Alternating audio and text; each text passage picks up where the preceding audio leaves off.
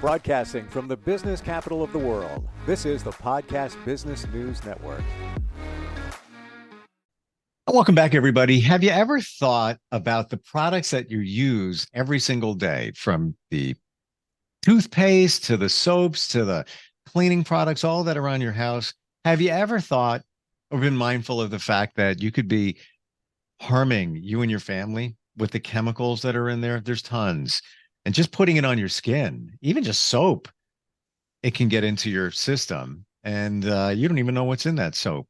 Well, we found somebody that makes in bulk and even in small batches natural, organic, biodegradable products, all different types, personal and cleaning products. And she's back with us from Aspire. She's Julie Smith. Welcome, Julie. How are you? Hi, I'm fine. Thank you. How are you? I'm well. I'm well. It's good to have you back here. Aspire Colorado, or COLO, aspirecolo.com is the website. And yeah, you're in Colorado and making this stuff, and people are loving it. And especially because people feel safer, especially when it comes to something like soap. We use soap, wash our hands, whatever it might be, to get rid of germs and to get rid of things that could harm us. Meanwhile, many of us are using products that could be harming us in the soap alone, which I'm sure is one of the reasons why you had the feeling to start making soap like Liquid Castile soap. What is Liquid Castile soap? Well, liquid soap, I guess the place to start is there are two kinds of surfactants that we use for cleaning products. There's soap and there are detergents. And those can both be found in the grocery store. The market is hugely dominated by detergents. I've been using soaps for most of my adult life. I didn't even really know the difference, obviously, when I was young, but once I found out. But Sure. Dr. Bronner's Castile soap was my go-to soap. And Castile soap is made with caustic and vegetable oils, and it's fully biodegradable. So to make a soap, you need a caustic, and then you need oils and different oils make different kinds of soap. And different caustics make different kinds of soaps. But it's fully biodegradable, and it's the simplest possible way. There's just the uh, oh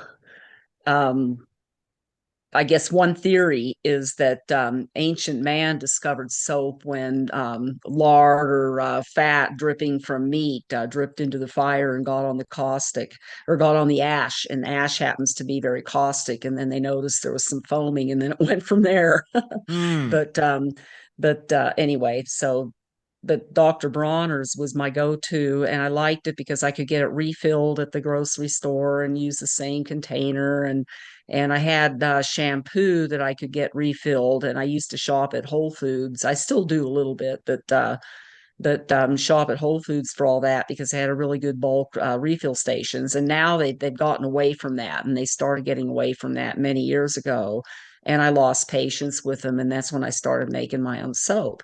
And the original Dr. Bronner's was made with olive oil from the Castile region of Spain, and that's where the name Castile comes from.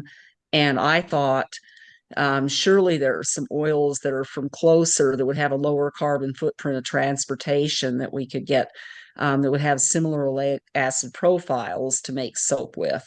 So I started exploring that, and I made soaps with a bunch of different kinds of oil, and settled on oils that come from the US, Mexico, and Canada.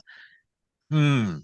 So started making, and then meanwhile, Dr. Bronner's took a really weird turn and got away from olive oil, and now they're making their soap with coconut oil and palm oil. And palm oil is just absolutely insane. I don't even believe they're doing that. I think the grandfather Bronner must be rolling his Yeah. grave to know, Wow. and it's organic, but still, yeah, just really hard on the environment. A lot of scraping of forests involved and things like that. So no, thank you on the palm oil. Now the coconut oil, I use a little bit of that in my shampoo for foam.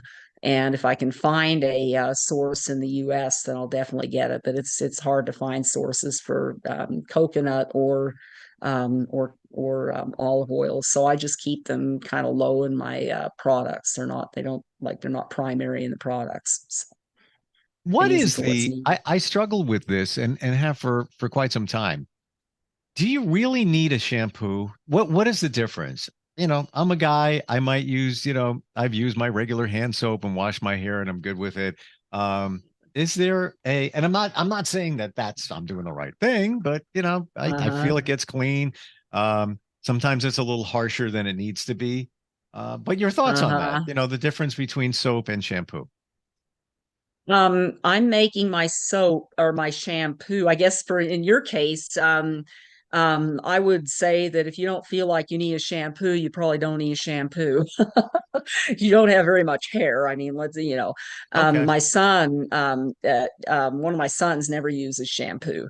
And I actually only shampoo my hair maybe once or twice a week because I don't think it's very good for my hair to shampoo it a lot.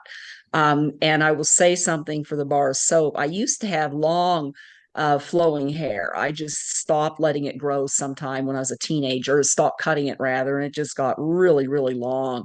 And I always thought, oh, when I grow up, I'm going to eventually cut my hair and go to short hair, which I've obviously done. But I was going to do that when I was in my 40s, and I just never got around to it. I just never could bring myself to it. And then I got breast cancer, Oh. and my hair was going to by definition fall out when I got chemotherapy. So I cut my hair back, and so that it wouldn't be so awful when it fell out, and got through that. And then I thought, well, this is the time, and I'm going to just let it grow out once I got past all that to a length I like, and then keep it there. And that's what I've done. But meanwhile, when I was under chemo and I had no hair, it was amazing. And that's why one of the reasons I kept it short was it made for short showers. I really did, was literally taking a bar of soap and rubbing my head with it. And I was like, wow, Hmm. there's something to be said for this. Yeah. And Yeah. now I do use shampoo, but it's very little, because my hair is so short. So now to get to the difference between the shampoo and the soap, with soap, the Castile Colorado Gold all purpose soap, it's literally an all purpose soap. So it's real, but it's really meant for more. We use it for dishes, all of our household cleaning. It's really great on the oven, for instance. Any cleaning, the floor, the dog, it turns out it's really good for, just anything you want to clean in the house, even laundry. We use it for the laundry too. You don't need or want really a whole lot of foam for those kinds of things. It just kind of gets in the way, and then you Uh, need more water to rinse it off. So that's really good for an all-purpose soap. Now, when you get into shampoos, we really want some foam. It really does. We need foam to kind of pull those hair follicles apart, I guess, or whatever, and really clean the hair. And so that's why I have a little coconut oil, about 5% in the blend for the shampoo. And then in the soap, there's no coconut, the Castile soap. And the shampoo is also Castile. It's a Castile shampoo. And then I've also softened it. So what I've done there, to make a Castile soap, you need caustic and oil. And you could have caustic and one oil if you wanted to. I use a blend of different oils because every oil has a different fatty acid profile or oleic acid profile that I was mentioning before. And I figure the more different kinds of surfactants I end up with, I'm going to have a soap that will tackle a wider variety of challenges. Okay, so it's a super wide spectrum soap, and in the Castile, everything is from the Americas, and it's a good blend of soaps. It's soy, canola, safflower, and hemp oil, and it's a nice foaming soap. And I make it with the caustic, and then the caustic literally reacts with the oils to form a surfactant. So when you're done, there's very little of either left. If you had like a perfect mix, you should have, in theory, no oil and no caustic left. But the reality of that is it takes a long time to get that final reaction in. So for this, when I make the soap, I hit it with just a tad more caustic. So there's like going to be a little bit of residual in there. And it'll be so minor that you don't use it or notice it when you're using it to clean. And it also makes it a better cleaner because caustic is a pretty good, really good cleaner for grease. So that's a good thing. And when you wash your hair, though, um, I like to have the soap, the shampoo a little softer than the soap. So what I do is after I've made the soap, there is a little residual caustic because if you want all the oil tied up, you have to do that. And then what I do is then I throw in some marula oil and some castor oil, which are really super good for our hair. And I put that in after the saponification reaction is complete. So now we have a kinder, gentler, softer soap with a little bit of residual oils in there that soft. I call it soften it up, but it's really good for your hair that way, or better for your hair. So you could use the soap, the Castile soap, the all-purpose soap, and that was something that Dr. Bronner's always talked about and got a following. You can use it for anything. You can use it to wash your hair, and have that be your one go-to, the only soap in your house. But I just like having something milder when I'm washing my hair, and most people do. So I made a separate shampoo. And then I I have my foaming hand soap is kind of like that too. It's a kinder, gentler soap that's very foamy. So you can put it in a foamer and you end up using very little. When you can foam it, it just comes out in a foamy ball with one squirt. yeah. And yeah, so it takes a long time to go through it too. Is what is the foaming action? Is that the, I think you mentioned before, Julie, is that the coconut oil? Yes, the coconut oil is about 5% of the stock. Okay. And that's what creates So it's just a the little bit. foam. That's the Yes, it foam. helps. It makes it foamier, definitely. Yeah. Gotcha. Okay. And by the way, just to pivot back to the shampoo, there are times where I won't even have soap in my shower. I'll just have shampoo, and that's my soap. I'll use it, kind of the Yeah, and reverse then of you what I use said. that. Yeah, exactly. Yeah, there's a lot of opportunity to simplify our lives, and that's one of them. I mean, if you go home and look in your cabinets, look at what you have sitting around and all these typically plastic bottles. There's a lot of different um, cleaning agents and things like that. And here at home, we just use the one. We don't have separate laundry detergent. We don't have Yeah. separate anything. Now, the one thing you don't do with the Castile soap, we don't have like the separate for floor or car, whatever. We just use the same soap for everything. What was I gonna, oh, the one thing you don't want to do with the Castile soap is use it for in the dishwasher. So we wash dishes with it, but we don't use it in the dishwasher. We have a separate dishwasher detergent that I actually buy in bulk from Nude Foods, a store in Boulder that carries my product. I'll go up and get things that they have when I'm up there, as one example. But most bulk stores do have a detergent. And detergent is kind of it's a surfactant, but instead of being made with caustic, it's made with acid. And so that's where you get these sodium lauryl sulfates and sodium lauryl sulfates. And they're not bad. It's just a different process. And I'm actually looking into it because there is a pretty decent market. And actually, it would fill out my offerings on products. But it is the one thing that you don't do with Castile soap because what happens is it doesn't rinse off thoroughly. You have to rinse the dishes thoroughly when you wash with Castile soap, and the dishwasher will not get it done. And for the most part, we don't use the dishwasher as a dishwasher anyway. We have one in our house, but we use it mostly as a drying rack. And we only wash dishes. We only push the button and wash the dishwasher or use the dishwasher when we have like company. So if we have like 8 people that just ate dinner or something like that, and it's a good idea to run it because you have to run it once in a while just to keep it Sure. clean, basically. So The one thing that when we talk about, different products, out of all the soaps, detergents that we use in our home, the dishwashing detergent is the one that scares me the most in terms of what is actually in there chemically. I don't get that feeling yeah, when I grab, detergent for my clothes, but the dishwasher, are there a lot of, shall we say, potentially dangerous type chemicals and a lot of the stuff that we use nowadays for the dishwasher? Well, to get soap to rinse off or detergent to rinse off in a dishwasher, you still need to have additives in there. And the biggie is some kind of coolant or something. And a coolant is sort of a chemical claw that will hold the soils in the water, keep them dissolved in the water without you physically having to, rinse them off like I do with our dishes.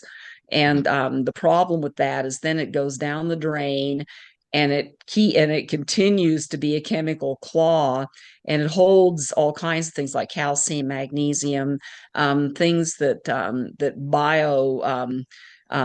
just life in, say, creeks at the bottom of the food chain actually need for growth, and it can limit the nutrient availability when it gets into the water systems, and it doesn't treat very well. A lot of those things don't come apart, meaning they're not biodegradable. So, Gotcha. Wow. so Is they there? are worse for the environment. Yeah, I think the dishwasher, I mean, that whole dishwasher thing, I think is absurd. It didn't even, I mean, they weren't even available until, say, my mother was starting our family. Okay. So I grew up with a dishwasher, and it just, it's just big marketing and big corp taking advantage of people who don't like to wash dishes or got tired of washing or whatever. But the idea that it saves you time and that it's better is the part that's absurd. We got brainwashed, and we think we're saving time, and we're not. Think about how much time it takes to rinse off dishes well enough so that they will actually be clean at the end of the dishwashing cycle. Think of all the water and stuff that gets flies around in there. And then when we run it, I hate it because you've got to use the dryer, and you've got to have it on hot for it even to dry, even come close to drying the dishes. And if you don't do that, if you just wash them by hand and use the dishwasher as a drying rack, and that's mainly just to get them off the counter, um, they're dry because you haven't made the entire dishwasher humidity chamber. You just have dishes with a little water left on them that'll be dry the next day, basically. And all our dishes are always available. I mean, we have a few plates and bowls that we prefer to use all the time, and you put them in a dishwasher with soil on them, and now you have to wait to run the dishwasher. And so you don't have the pan that you use all the time. Oh, now we need to have two pans, so we always have to have one. It's like, that's ridiculous. And that's what we've gotten down to, especially in like a two-person household like ours. And then people, oh, I don't have time. You know what? I was going to school, working full time and raising a family, as well as homesteading an entire garden and yard Yep. when I was in my 30s and 40s. And I stopped using the dishwasher. What happened with ours is it broke. And we just decided this is stupid, and just tired of replacing things that are planned obsolescence that are going to break. And I have not noticed any increase in time that it takes.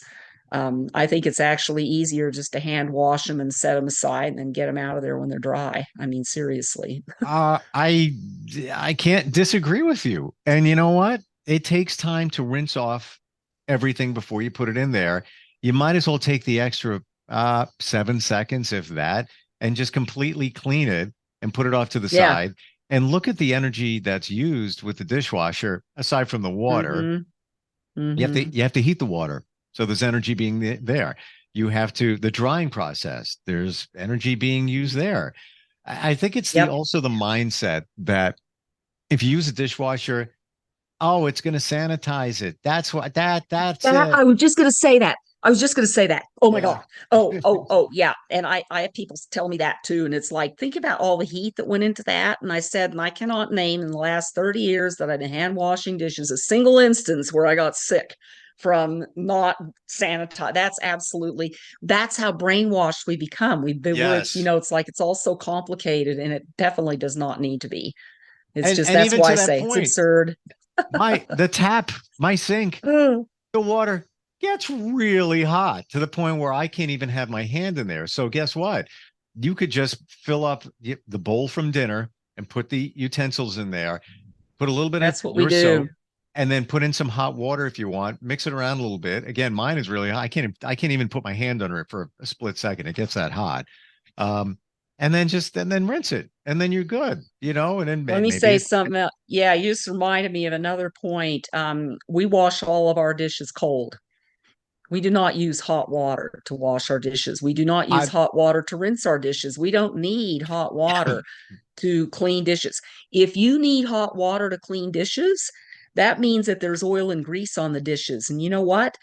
That should never go down the drain. That shouldn't even be in your sink. That should be gone from the dishes before you ever wash them. Because if you've ever in the wastewater industry, there are these things called fatbergs that build up. I mean, there's out of homes that homes that rinse their grease down the drain.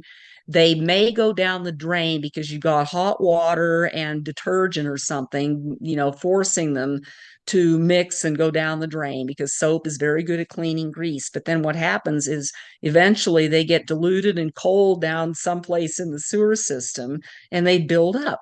And that adds to costs as far as in the sewer collection systems. And somebody has to go out there and clean it up and pull, and yeah, just ream it out of there. And that takes a lot of work, and it adds to our municipal treatment costs. It's just a waste of time and energy. Fat should never be anywhere near your drain. If it's not, you can clean dishes perfectly well in cold water.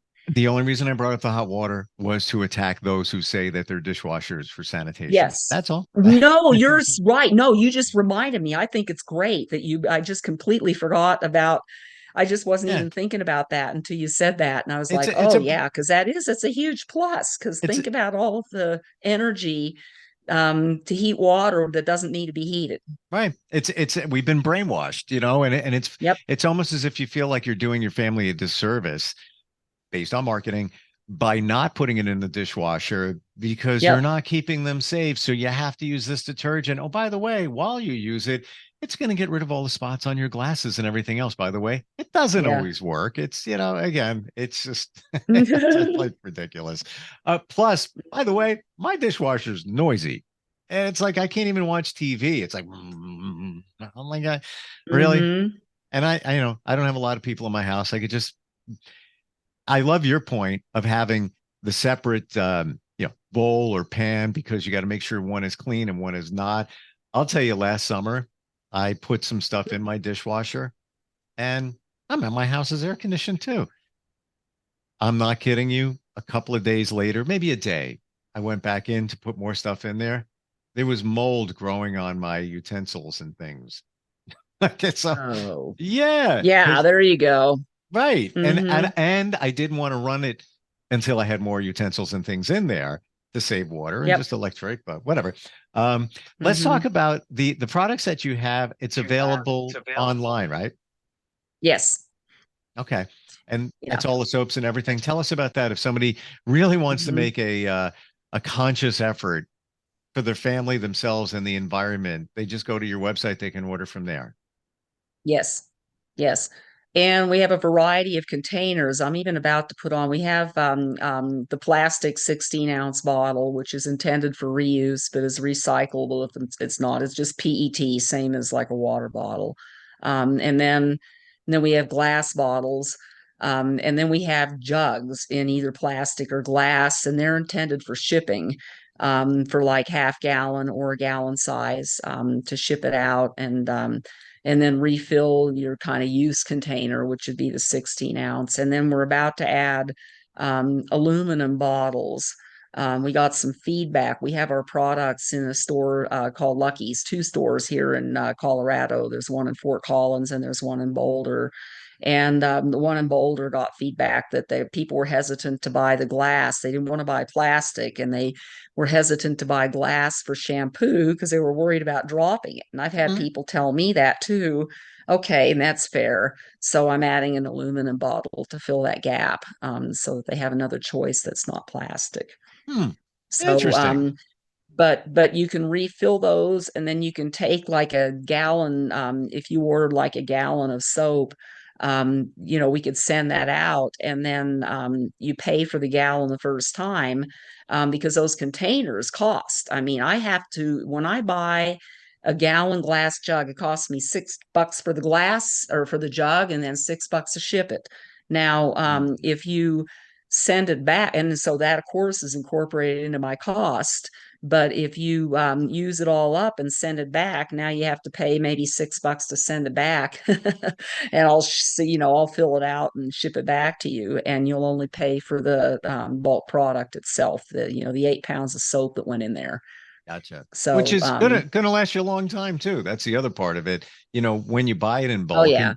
And, so many of us go to these big stores where you pay, $100 and change for membership too, so you can buy products in bulk, and you're just buying chemicals. So why not do it, more consciously? Website is Aspire Colo, so as in Colorado, ASPIRECOLO.com.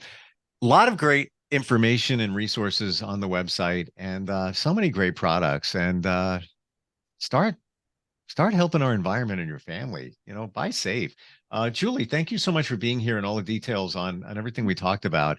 Learned a lot. Learned a lot today. Yeah, good talk. Are you looking for even more of the podcasts and hosts that you love? The Podcast Business News Network is proud to announce that you now have even more ways to listen live. Check out the MyTuner Radio, online radio box, and Simple Radio apps on iOS and Android, or find us online. Search for Business News Network on mytuner-radio.com, or search Podcast Business News Network on streama.com and onlineradiobox.com/US. Take your podcast on the go and don't miss a minute of the action.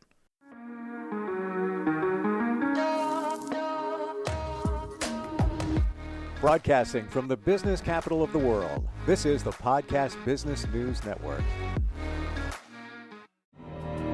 For nearly 2,000 severely injured veterans, everyday life has become filled with barriers. Day-to-day simple tasks can become pretty daunting. I have to carry my chair up 2 flights of steps or have somebody do it for me. What scares me the most is just the falling. When I'm struggling with my house, I think, to have that one great barrier just knocked down, it's crucial. Home for Our Troops is a wonderful nonprofit that builds a mortgage-free, fully adaptive, handicap-accessible house. And there's no catch. It'll be our very first home that we've ever owned. This is a game changer. This is where your life begins again. We need you to join us in completing this important mission. Please visit hfotusa.org and help build homes and rebuild lives. Because of you, everything's going to be okay.